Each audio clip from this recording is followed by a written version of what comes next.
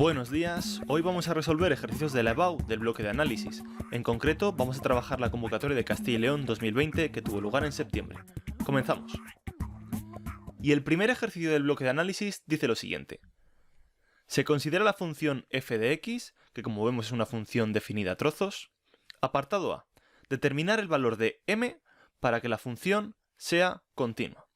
Para responder a este tipo de pregunta, lo primero que vamos a hacer es ver si la función es continua en cada uno de los intervalos en los que está definida.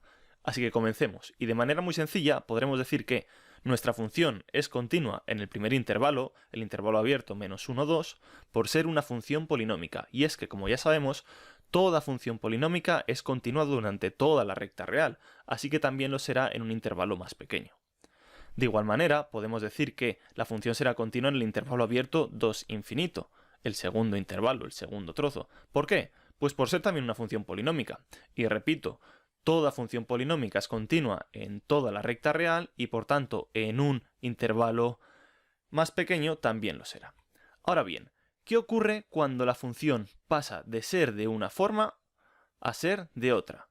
¿La función es continua cuando x es igual a 2? Será lo primero que tengamos que estudiar. Así que vamos a ello. Y escribimos.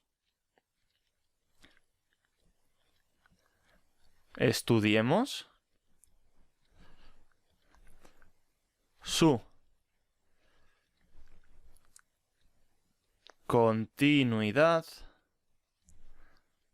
en el valor x igual a 2. Y para que una función sea continua en un punto, se tiene que dar que los siguientes tres valores que vamos a estudiar sean iguales. Primero, observar cuánto vale la función en el punto. Después, observar cuánto vale el límite de la función cuando x tiende a ese punto por la izquierda. Y después observaremos cuánto vale el límite de la función cuando x tiende a ese valor por la derecha. Si estos tres valores son iguales, podremos afirmar que la función es continua en x igual a 2. Así que comencemos a resolverlo. ¿Cuánto vale la función en el punto 2? Bueno, en el punto 2, como vemos, está definida en el primer intervalo, así que lo único que vamos a hacer es sustituir la x por 2. f de 2 será igual a menos 2 al cuadrado más 8. O dicho de otra forma, menos 4 más 8, que es igual a 4. Vamos a estudiar ahora el límite de la función cuando x tiende a 2 por la izquierda, es decir, números un poco más pequeñitos que 2. Y en ese caso nos seguimos encontrando en el intervalo primero, números un poco más pequeños que 2. Así que ese límite lo podríamos reescribir como el límite cuando x tiende a 2 por la izquierda y la función tomará la forma del primer trozo, del primer intervalo, de menos x al cuadrado más 8. Bueno, este límite ya sabe resolverlo de manera directa, sustituimos la x por 2, menos 2 al cuadrado más 8, y esto será igual, como hemos visto antes, a 4. Exactamente igual. ¿Y cuánto vale el límite de la función cuando x tiende a 2 por la derecha, es decir, números un poquito más grandes que 2? En este caso nos situamos en el segundo intervalo, y la función, por tanto, tomará esta forma. Así que si reescribimos el límite, tendremos que hallar el límite cuando x tiende a 2 por la derecha y la función toma la forma de x más m. Así que resolviendo este límite de una manera directa, sustituimos la x por 2. Esto será igual a 2 más m. El enunciado me estaba asegurando que tenía que ocurrir, cuánto tenía que valer la m para que la función sea continua. Y si es continua toda la función en toda la recta real, bueno, en este caso desde el menos 1 hasta el infinito, también tendrá que ser continua en el valor de x igual a 2. Y por tanto, estos tres valores tendrían que ser iguales. Esto quiere decir, si hacemos una llave grande, que estos tres valores tienen que ser iguales. 4 evidentemente es igual a 4, pero sobre todo que 4 tiene que ser igual a 2 más m. Así que despejando la m de una manera muy sencilla, obtendremos que la m toma el valor 2. Y esta será la solución de la primera pregunta. Muy sencillo. El apartado B decía lo siguiente. calcular el área delimitada por la función f de x y el eje OX en el intervalo cerrado 0, 1. ¿Cómo se resuelven este tipo de ejercicios? Bueno, pues cuando nos piden el área delimitada por una función, habitualmente esto se resuelve realizando una integral. Y además tenemos que tener en cuenta que cuando nos piden el área delimitada por una función y el eje OX, el primer paso que tenemos que hacer es calcular los puntos de corte de nuestra función con el eje OX. Dicho de otra forma, tenemos que ver cuándo nuestra función se anula, cuándo es igual a 0. Y además, en este ejercicio vamos a tener que tener en cuenta una cosa más, y es que ese área nos piden que esté delimitada, pero además en el intervalo cerrado 0, 1. Y nuestra función, recordemos que era una función definida a trozos, y precisamente ese intervalo 0, 1 se encuentra definido en el primer intervalo, es decir, en el primer trozo. Así que nuestra función tomará la forma de menos x al cuadrado más 8. Bien, pues comencemos a resolver el ejercicio. Calculemos los puntos donde nuestra función es igual a 0. Cogemos nuestra función, menos x al cuadrado más 8, y la igualamos a 0. Bueno, esto es muy sencillo de resolver. Vamos a despejar x al cuadrado, aunque también se podría resolver como una ecuación de segundo grado. Bueno, y 8 será igual a x al cuadrado, pues cuando la x sea igual a más o menos raíz de 8. Ahora, ocurre una cosa. Lo primero que ocurre es que estos puntos no pertenecen al intervalo menos 1, 2. Por tanto, ya sería un motivo para rechazarlo. Pero lo que nos interesa a nosotros es que el área delimitada tenía que estar en el intervalo cerrado 0, 1. Y esos puntos no pertenecen a nuestro intervalo cerrado 0, 1. Por tanto, no tendremos que tenerlos en cuenta a la hora de hacer la integral. La integral que realizaremos será directamente entre el punto 0 y el punto 1 en ese intervalo. Bien, pues pasemos directamente a calcular el área que nos están pidiendo. Y para calcular ese área, como ya hemos dicho que esos puntos no nos daban problemas, lo calcularemos realizando la integral en el intervalo 0, 1 de nuestra función respecto de x. Y aquí sucede una cosa, nos están pidiendo un área y no tiene sentido que nos dé un área negativo. Por ejemplo, un campo de trigo no puede medir menos 200 metros cuadrados, no tiene sentido. El área tiene que ser algo positivo. Ahora bien, no sabemos si esta integral nos va a dar un valor positivo o negativo. Una forma de saberlo sería representando la función y viendo si está por encima o por debajo del eje OX. Pero una manera mucho más rápida de forzar a que ese resultado nos vaya a dar positivo es poner la integral dentro de valores absolutos. Así, siempre nos dará un valor positivo. Bien, pues vamos a resolver esta integral. Y esto será igual a la integral de menos x al cuadrado es menos x al cubo partido 3. Más, y la integral de 8 es 8x. Y todo esto lo tenemos que evaluar en el intervalo 0, 1. Y todo ello dentro de un valor absoluto. Pues vamos a ello. Lo evaluamos para el valor x igual a 1 y obtendremos menos 1 partido 3 más 8 menos, y lo evaluamos para el valor x igual a 0.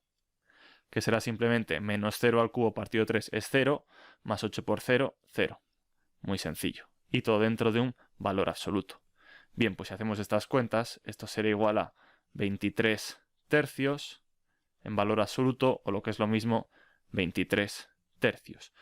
Y como es un área, pero no sabemos si son centímetros cuadrados o metros cuadrados, o lo que quiera que sea, vamos a decir de manera general que son 23 tercios unidades cuadradas. Este será el área que nos están pidiendo. Si a alguien le interesa saber qué forma tenía este área, veamos el siguiente dibujo. Y como se puede observar, nuestra función f estaba definida a trozos. Un primer trozo en el que toma una forma de parábola en el intervalo menos 1, 2, y es una parábola dado que es una ecuación de segundo grado. Y un segundo intervalo en el que toma la forma de una recta por ser una ecuación de primer grado. Aquí la podemos ver a partir del 2 hasta el infinito. Y el área que nos están pidiendo está delimitada por la función f de x, el eje OX, y tiene que estar dentro del intervalo cerrado 0, 1. Por tanto, el área que nos estaban pidiendo es este que podemos tachar aquí en pantalla. Todo este área medía 23 partido 3 unidades cuadradas. El segundo ejercicio del bloque de análisis dice lo siguiente. La cotización en euros de la criptomoneda Bitcoin en un determinado día del pasado año siguió la función f de t, que veis en pantalla, donde t es el tiempo medido en horas desde el comienzo del día. Apartado A. Estudiemos el crecimiento y decrecimiento de la función f de t, es decir, nos piden estudiar la monotonía de la función. Pues vamos a ello.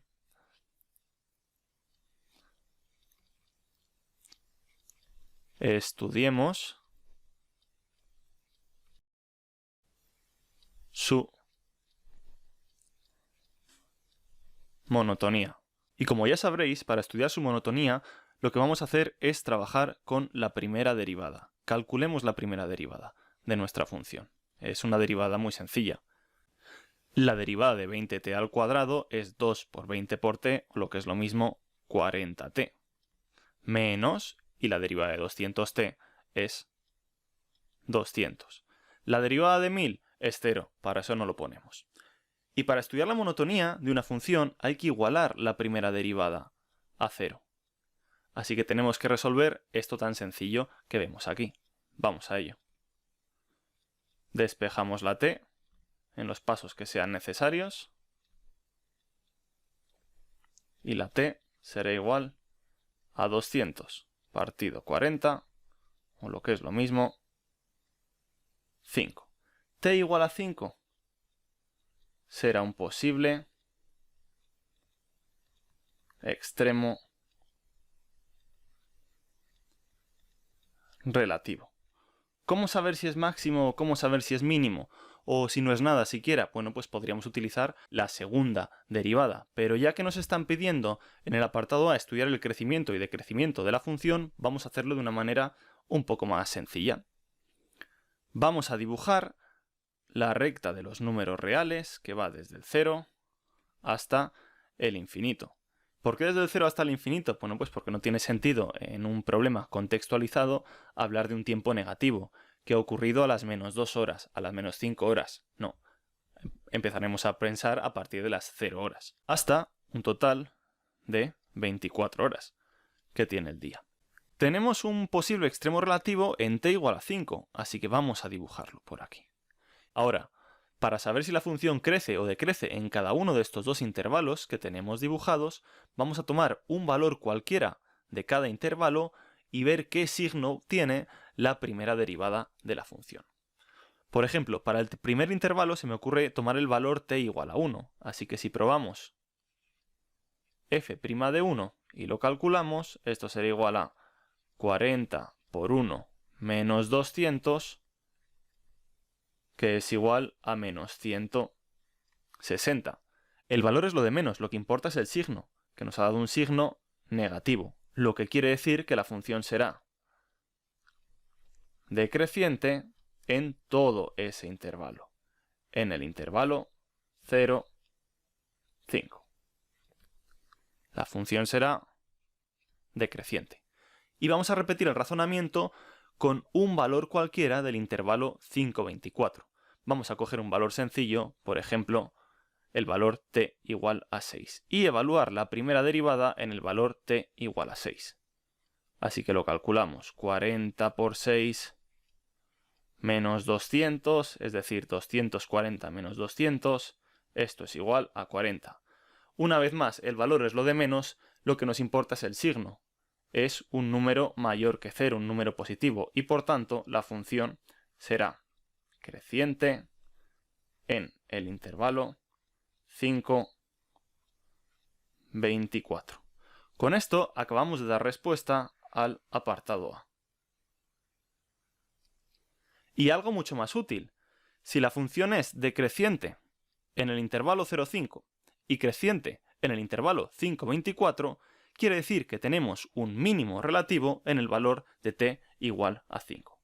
Tenemos un mínimo en t igual a 5, a las 5 horas. Y es que esto nos va a servir para resolver el apartado B. El apartado B lo que nos dice es ¿Cuánto se paga por la compra de 10 bitcoins en el momento de mínima cotización de ese día?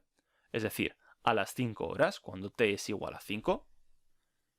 Bueno, pues lo primero que vamos a ver es cuánto vale un bitcoin a las 5 horas.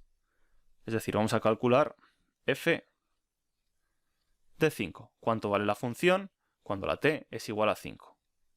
Y esto será igual a 20 por 5 al cuadrado menos 200 por 5